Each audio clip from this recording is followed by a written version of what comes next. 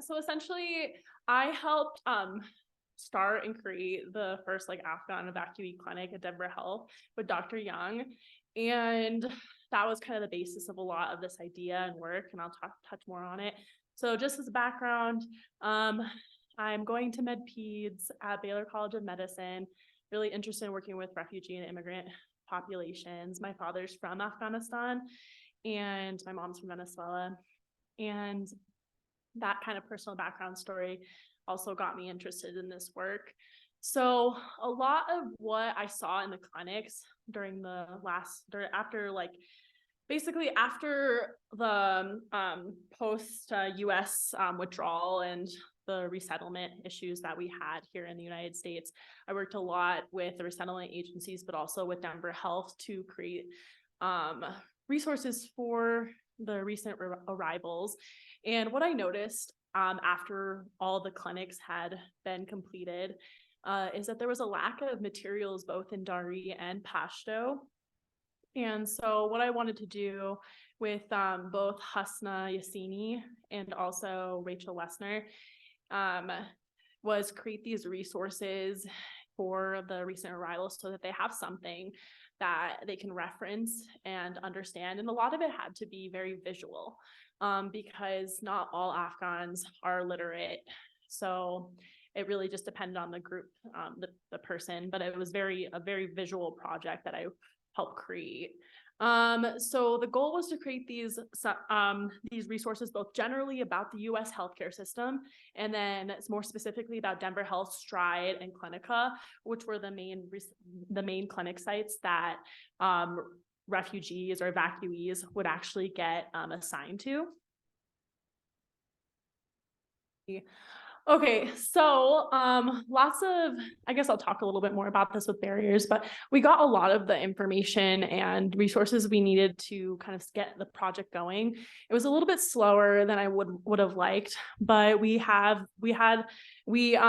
basically created the overview videos both in Dari and Pashto. We did the focus groups both with Pashto speaking refugees and Dari speaking refugees.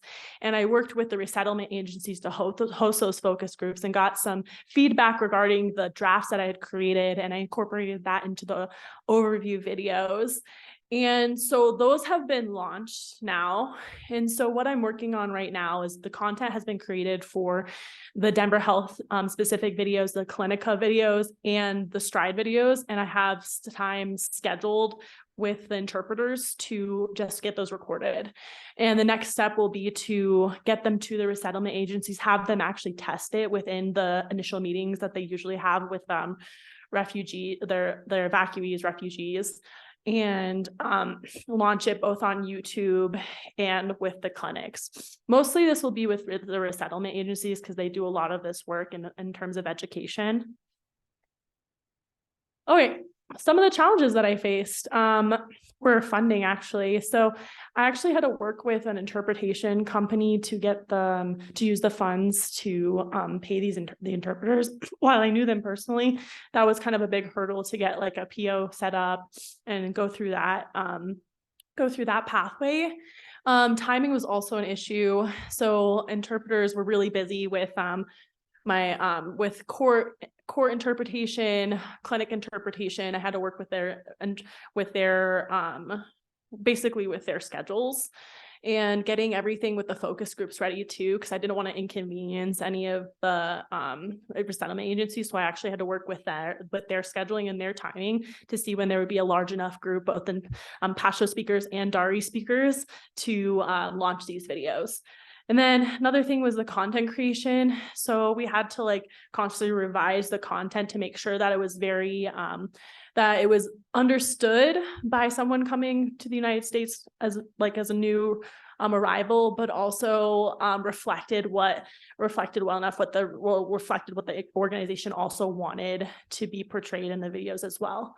I also had to learn a new programming system, which was a very fun process to create more. So my goal was to create something very visual because I couldn't necessarily, not everyone's literate in Pashto or Dari. So it had to be very visual. So I used this animation system and I learned how to program everything. So that has been that was a very, that was probably the hardest part of the whole project in terms of getting that programmed, but it works really well, and it's still going to be used in the future as I create the videos in Pashto and Dari, and they're all, we have everything scheduled now for the Pashto videos for May 13th.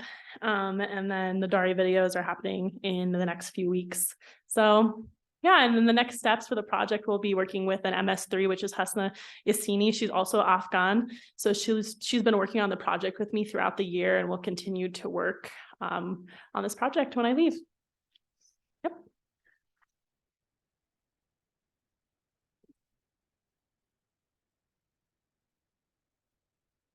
Yeah, were there any questions for Jess before we go on to our next group?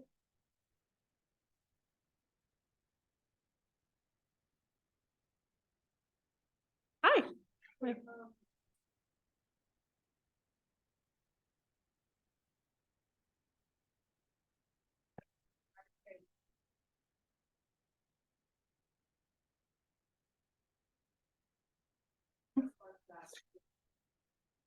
Yeah, so the question is like, what sparked this idea, like why I created these videos in particular. So I did actually a lot of work with the resettlement agencies, kind of like crazy third year, but I did a lot of worked within the communities, was on call for a lot of the resettlement agencies when the arrivals came in and had questions about different resources with the healthcare in the Denver metro area. And that's where the idea came from, just because of the fact that like, I knew the information wasn't getting out. I knew people were calling me left and right to get the information, and there just wasn't enough available, like information available. Like a lot of the resources that Denver Health was creating was all like written, nothing really auditory or visual. And the state right now is working on that as well.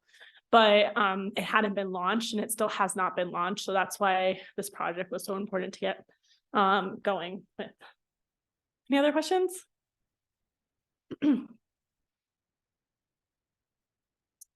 How people might be able to like refer patients to this resource? Like, do you have a YouTube handle or something like that that I can tell patients to look up?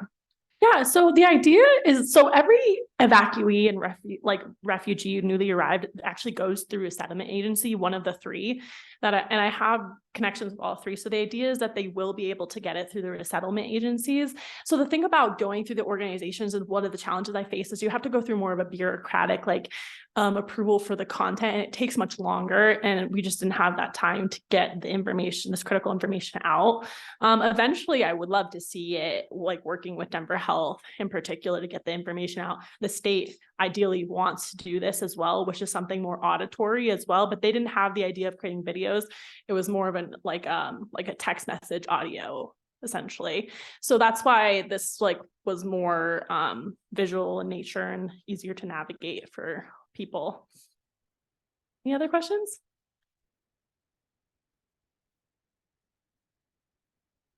Right. Okay. Thank you so much.